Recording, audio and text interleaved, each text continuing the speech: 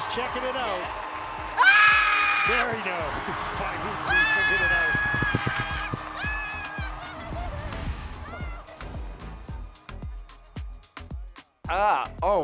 Kevin, so happy for you. I truly am, but my eardrums are not. What's good, my skating peoples? It is I, Asher Hilleth, and I have returneth. It was yet another weird week in America, but at Skate America, the Olympic spirit was alive and well in the historic Herb Brooks Arena in picturesque Lake Placid, the scene of the miracle on ice where the underdogs of the USA men's hockey team defeated the USSR to take Olympic gold.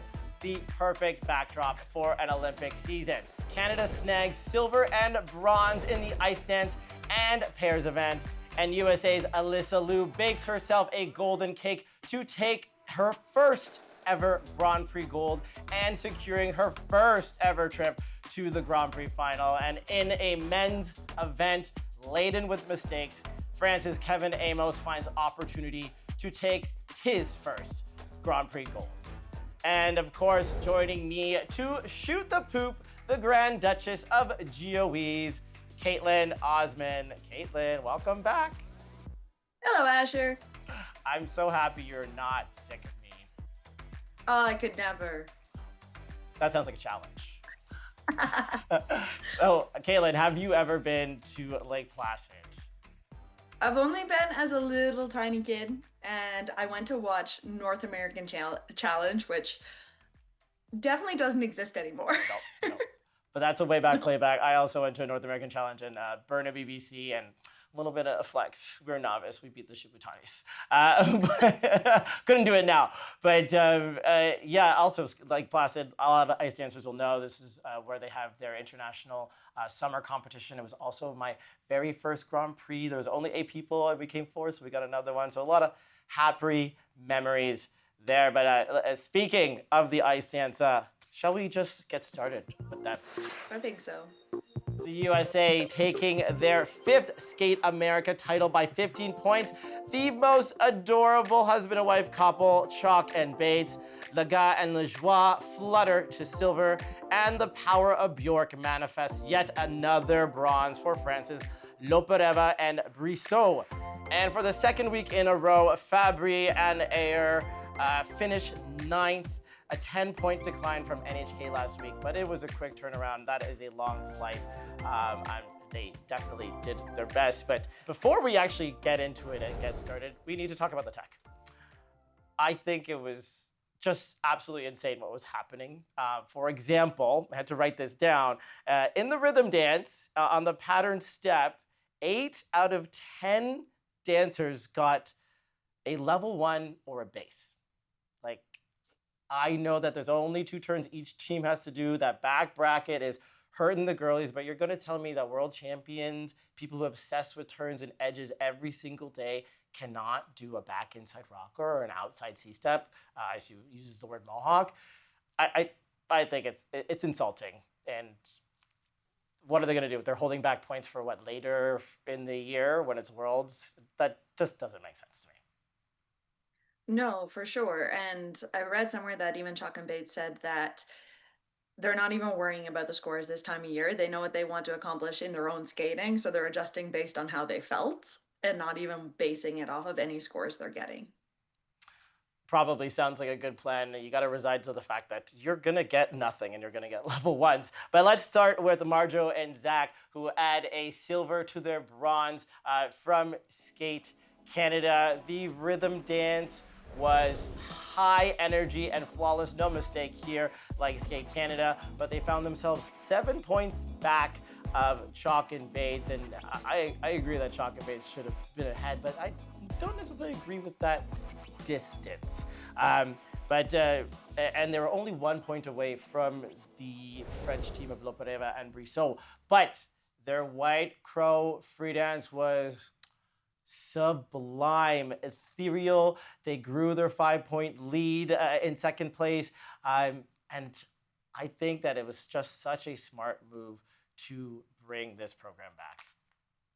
It's incredible. And like their rhythm dance, it is something I've seen of them before, that high energy, like barely able to catch your breath as the audience member.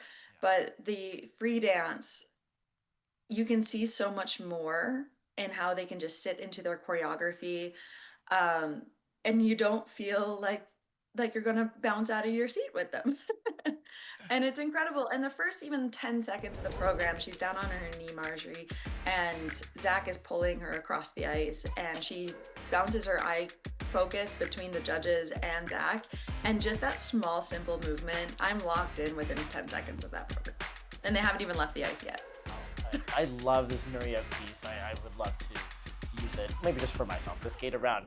And you know, this combined with their bronze medal, they're just on the cusp of making the Grand Prix final.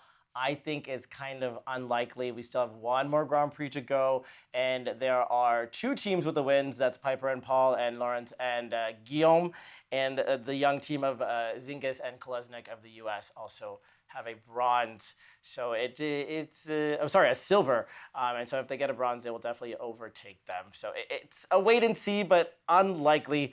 But let's talk about our winners, Madison Chock and Evan Bates. 3 weeks ago, they debuted at the Cup of China, and a little bit of a disappointment. Of course, the scores, they were actually worse here for them.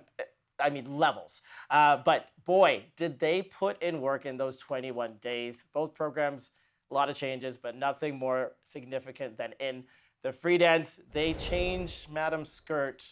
She's all black now. She got her highlights taken out. They're in black. Evan's no longer brown cow stunning. I kind of like the look, but this kind of makes it a little bit more cohesive. They opened up the middle section for more flow. They got rid of that straight line lift. It's not a rotational lift.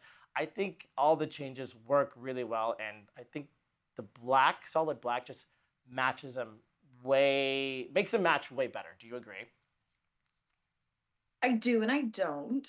I think the changes to the outfit, especially his, was very, very good. But I really miss the skirt.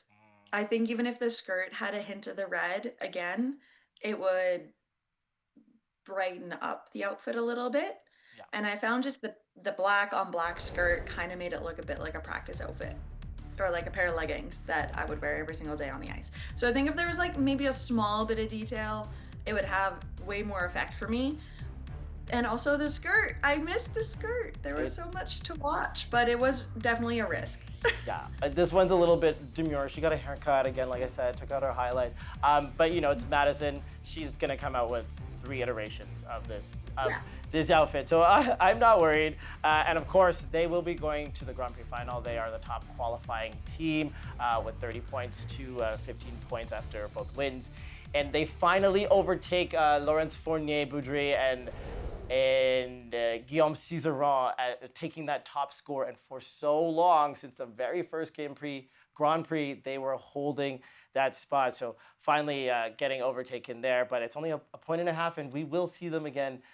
We will see them in Finlandia Trophy. All right, let's give a quick shout out to my French curiosities, Lopareva and Brissot, and the power of Bjork brought them another bronze. I love them. They're like two organisms that make a symbiotic relationship to create one animal, like the Portuguese man of war. Did you like my Bjork? That was incredible and very accurate. I love them. Obviously, they're probably not going to. They're definitely not going to be at the Grand Prix final, but we will see them at Europeans, where they will challenge for yet another medal there. Oh, and quickly before we leave dance completely, the Browns. Una and Gage Brown, the Godfather free dance is stunning. I thought they deserved more points. I would really love to see them go for or be close to making that Olympic team. The Godfather in Italy, they'll lose it. It's incredible. And don't you always want to kill a sibling at the end of your program? I'm not going to talk about that for fear to incriminate myself. This event was on the struggle bus for sure. Mura and Kihara climb from a 4-point deficit to win their second Grand Prix of the season.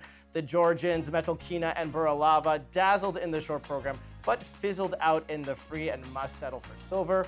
While Canada's Lauren and Etier ice pick their way from 6th to bronze, their second career Grand Prix medal. And while we're on them, let's praise them. Kellyanne and Luca had a slow start to the season, but they've been building ever since Skate Canada. And they actually came second in the free program here, having one of the cleanest skates of the night in this pairs event. And they were able to come second because everyone else was a disaster, but such improvement. And they just keep building. They do, and their free program shows a whole side of them that I haven't seen. It feels a lot more mature and something they can keep up with and dive into more than some of the bigger pieces that they've skated to in the past. And you can see on the end of at the end of the program, they do a throw triple sow, and the smile on Kellyanne's face just tells the whole story that is exactly what they wanted to accomplish. And something so simple is the spirals that they do at the end. They're looking at each other doing spiral, and it separates and does like a little heart to the end. Oh. I think it is so spectacular.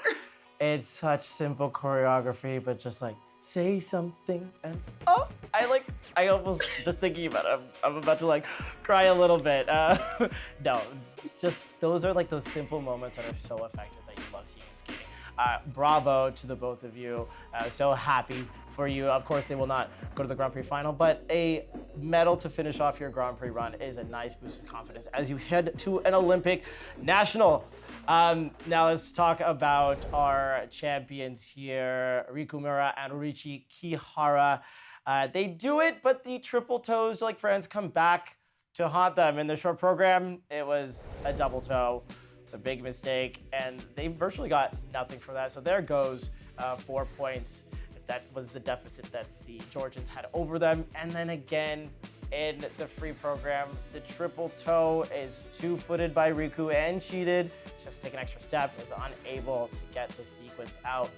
Other than that, everything else was giving peak. Like, I think they're in a sweet spot. Not excellent, but I mean, they're always good enough. You don't need to be excellent this time of year. Apparently, you didn't even have to be near excellent for this event. You just had to do enough to be there. Shade. Sorry, it's true. But I've noticed that before in competitions, and it was pointed out again, is like when one person starts skating bad or there's weird mistakes happening, it's like an aura in the air that it just like starts snowballing for the rest of the event. It's like it can't just stay with one person for some reason. Yeah, the infection definitely spreads, of course, and they were the cleanest of the night, and you know they were disappointed that they made the same mistakes as Grand Prix France, but they're looking forward to doing the Grand Prix final in Ruichi's hometown of Nagoya, Japan. But let's talk about who finished in second, because if this event was a struggle bus, Anastasia Metelkina and Luka Buralava were the drivers. But the route started off so good. The short program, your favorite music, Bolero, was absolutely clean. Every single element received nothing less than a +4 or +3, including that huge triple twist and the side-by-side triple salad. I think they actually got they got a +5 on it. But then, that's a free program. And then the free program.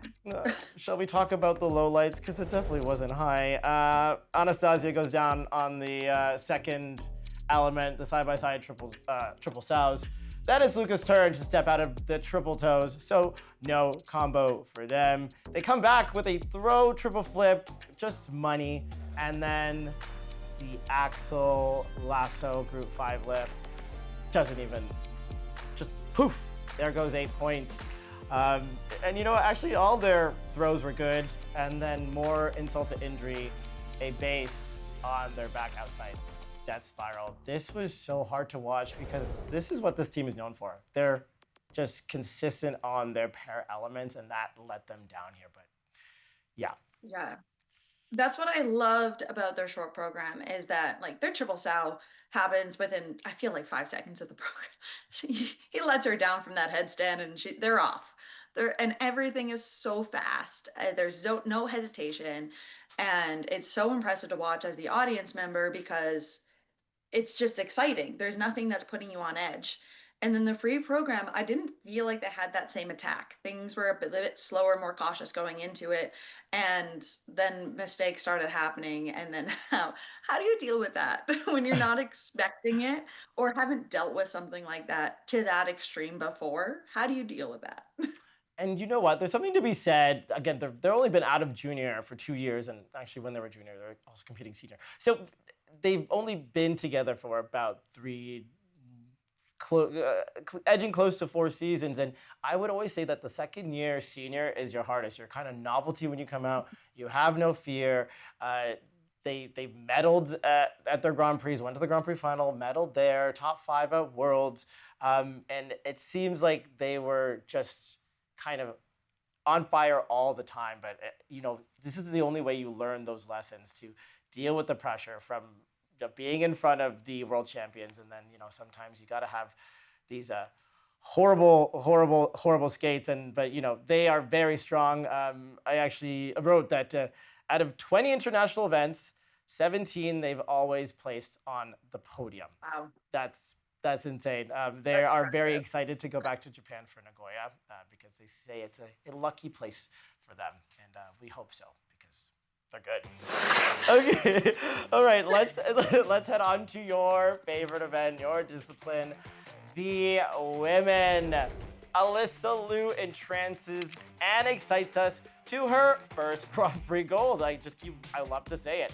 Rinka Watanabe's triple axel deliver her the silver, and Georgia's Gubanova skates lights out, razor edging out Laura Naki-Gutman of Italy for the bronze. Okay, first I gotta say that the last group of women really put Skate America on their back and ran it across the finish line. I mean, that last group in the free skate gave me hope. I want to give a quick shout out to all of them. Star Andrews, who also sang the opening national anthem to open Skate America, plus her own long program, skated absolutely beautifully. Laura Naki-Gutman absolutely delivered. Cheon Kim, she's been having a rough year. Not perfect, but very, very strong. And then, of course, these top threes. But let's get into it with Alysa. First ever Grand Prix medal. Gold medal, sorry. First ever Grand Prix medal 3 weeks ago. Jump forward. It's a gold. Now she's going to her first Grand Prix final. The fact that her whole career has just been backwards kind of checks out. It makes sense to me, actually. And to top it off, she didn't even think she won it. So after her free program, she's like, these scores are a little sus, because she did get some under rotations. The last triple loop in the short program was under, which maybe doing a triple loop in the second half of your short program, maybe not the best decision. But even in the free program, struggling with some of those under rotations. But even she looked at the scores and was like, I think I deserved a few more of those. Yeah, the way she was drinking her juice box, being like, okay. I love her. We're just not going to argue this. We're just like, all right. Okay. I'm just happy to be here. I'm happy I didn't get fined. And like you said, of course, she put her triple loop in the second half of her program. It's a great workout. Yeah, it's a great workout. She didn't have a great workout in the free program, I guess, this time. But her skates were too tight, is what she said. Like we said, she will be heading to the final, where we might see that Lady Gaga program. I don't mind the MacArthur Park as a stand-in, but we hope that we will get to see it there in Nagoya. And like you said, she was shocked to see that she was behind this silver medalist, Rinka Watanabe of Japan, who absolutely killed it in the short program, clean with a triple axel. That intense El Tango de Roxanne is so good. And then she said, you think I'm done? Watch me do this. Triple axel, triple toe, In the free program, she goes for another, doesn't quite get it, but she really came out and showed out. She did. She has so many great things, and her triple axel is just outright phenomenal when she does it. Unfortunately, maybe risking 2 of them again might not be the best decision, but, or I guess 3 of them if you count the short program too. But she doesn't quite have the same PCs as some of the other Japanese skaters who will be battling it out at nationals. So she kind of has to risk the triple axels. And why not do it in as many competitions as you possibly can? And she still hit the podium, which, well, that's been a common theme for Japanese women in this entire circuit.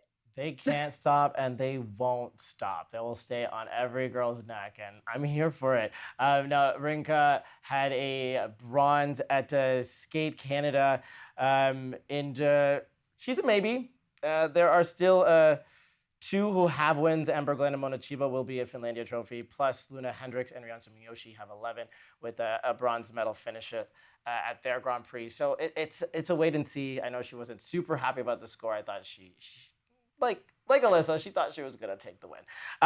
But quickly, Anastasia Gubanova of Georgia, skated lights out. She skated really well. Happy to see her back. Her short program's kind of weird. I don't know if she has anyone who actually is a Bollywood dancer choreographing it. She just kind of put a bindi on her head. But again, don't want to take anything away from her. She skated great. Fantastic. Bravo to the women. But let's head on to the men, where the men were, how you say, Manning? Yes, Manning. That's it. And you know what? I don't really like that term, but it's funny and it's concise and everybody knows what you're talking about. The unfortunate that everyone knows what you're talking about when you say it. Absolutely. Let's go to our podium. It was not perfect, but his tears and ours say it all. It's finally a Grand Prix gold for France's Kevin Aymoz. Mikhail Shidorov of Kazakhstan wins the free and settles for silver. And Kazuki Tomono starts high but tumbles to bronze with his first Grand Prix medal in 3 seasons. It was just clearly a competition of whoever makes the least amount of mistakes is going to take it all. And that was our boy, Kevin Aymoz. Short program to Judas, his own choreography. Spectacular. I love when he's like, kind of looks like he's sliding into your DMs seductively in the middle of his choreographics, into his step sequence. Just so good, and you know that those glands in his eyes, they're larger than any human being, and you know he's gonna give us some waterworks, and we love him for that. He's been through it, I find. When you think of Kevin over the years, he has had some amazing, outstanding moments, and then also some really not outstanding moments, to the point that he actually had to take time off because of his mental health. And he said that this just wasn't working. He had to recover and took the time, and now he's coming back. And I find to have an experience like this one, where he can now say that he won a Grand Prix event in Skate America, which seems to be his like lucky place to be. It's truly incredible, and well, the tears are justified for that reason. Yes, and he spoke when Ashley Wagner spoke to him at the Kiss and Cry, and talking about how you and your coach are always crying together. It's always full of tears. He was very open in saying that I probably would not be here today, like meaning in physical presence, like alive, if it wasn't for my coaches. So I owe everything to them. And even as I talk about it, I'm starting to well up. But gosh, it's infectious. The quad toes were there for him in the free program. Bolero, I think it's even all the more admirable that he brought back a program during one of his worst times. That's when he had his mental health issues. And so to see him bring it back and just reclaim his power, and that is so powerful. Okay, Mikhail Shadorov of Kazakhstan struggled here. The short program was actually pretty good. The free, he went for 5 quads. He lands at beautiful triple axel Euler quad sow. but struggled with a lot of unders and edge calls, and I feel like his program components are regressing. Yeah, they technically with the jumps, he is one of the few who can compete with Ilya in the technical points, because he's doing all the quads. He's doing the Euler quad sal, which I think is ridiculous, but incredible all at the same time. But the PCs are really low. The choreography is almost non-existent, and at this event, he also just looked very tired. And not even like at the second half of the program when you start seeing people getting a little tired, but even at the beginning, it looked really slow and labored, which then doesn't help when you want to do quad jumps. You kind of need that fighting energy. So hopefully that irons itself out. Maybe there was something bugging him that he hasn't been advertising that we don't know about, but we'll see. Yeah, I agree. I actually looked up if he was injured, because he looked so like ragged, but then somehow was able to land that second quad toe when he had no legs. So he's got it. I hope to see that he keeps improving. And of course, this men's event throughout the Grand Prix has been so up and down that a bronze and a silver will take him to the Grand Prix final again. Kevin Aymoz spanning up the works there with the unexpected win and a 10th place finish at Skate Canada. Okay, our bronze medalist, he was actually first after the short program. I loved his Sophie Tucker short program. Great energy. Loved like kind of the purple spaceman outfit. Very Sophie Tucker. But they could not replicate it in the free program. Goes down on the opening two quad toes. Oh, sorry, quad sow and quad toe. And then it just kept getting a little better, but then worse from there. And he actually finishes 8th in the free program segment. And you know, Kaetlyn, he's been here for a while. I think 2017 was his first Grand Prix. Varied, mixed results, but he's been as high as 5th in the world. So he's got his thing. He's not without the talent and the medals. Just gotta figure out how to do 2 programs in one event. Make it sound so easy, Kaetlyn. It really isn't. Doing 2 programs is really hard, and the second one you do is twice as long. So, and it takes a lot of mental strength, especially if something is not going well, especially if you don't start your program the way that you want it to. Trying to keep fighting to come back is significantly more exhausting than skating well. Yeah, it's like constantly getting punched in the face and then getting up for another one. Yeah. You're like, I'm ready. Let's keep going. All right. Let's do this. Before we go, Kaetlyn, it's that time that you call your mom. Yes, ma'am. What was your yes, ma'am of Skate America Lake Placid? I am going to stick with Kevin Aymoz, and specifically his kiss and cry reaction. I love a good kiss and cry reaction. It's become pretty explanatory as to why I like them, because, well, they're incredible. But it took him a long time to figure out if he won or not, if he stayed in first. And he was looking at his coach, he's like, they're kidding, right? And then finally it hit, and then the screaming started, and it was, and it gave me chills. I wanted to cheer and cry alongside him. Just so incredible.